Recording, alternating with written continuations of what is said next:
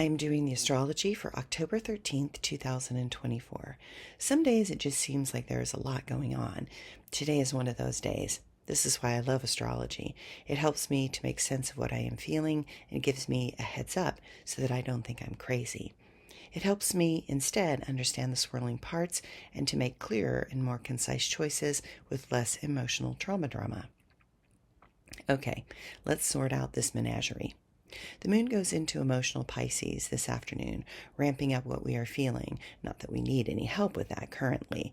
Add to that, Mercury will go into Scorpio, making our conversations around death and rebirth never a fun subject.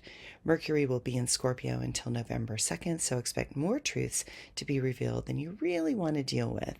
Things hidden are going to be uncovered, and there will be those that do not intend to let anything or anyone off the hook.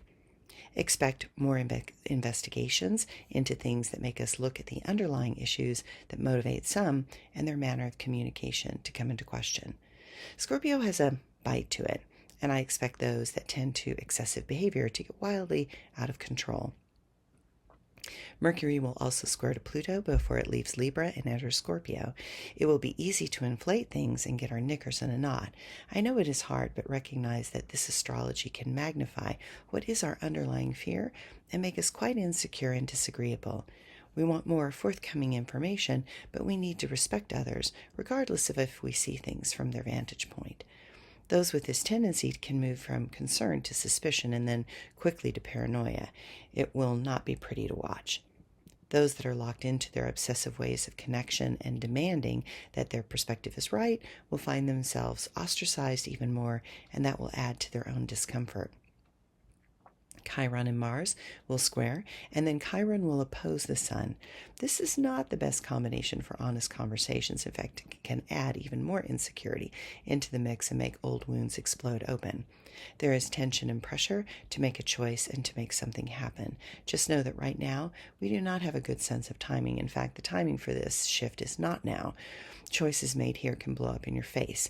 If we look at what is fueling this irritability, you will discover old anger and resentments that are there causing us to feel defensive and reactive. We are angry because we are vulnerable and we know it. We are angry because we do not feel that those in power hear us or have our best interests at heart. There are those that continue to want to undermine confidence in our systems, and that makes unstable people do things without really thinking them through. And that is the greatest concern right now.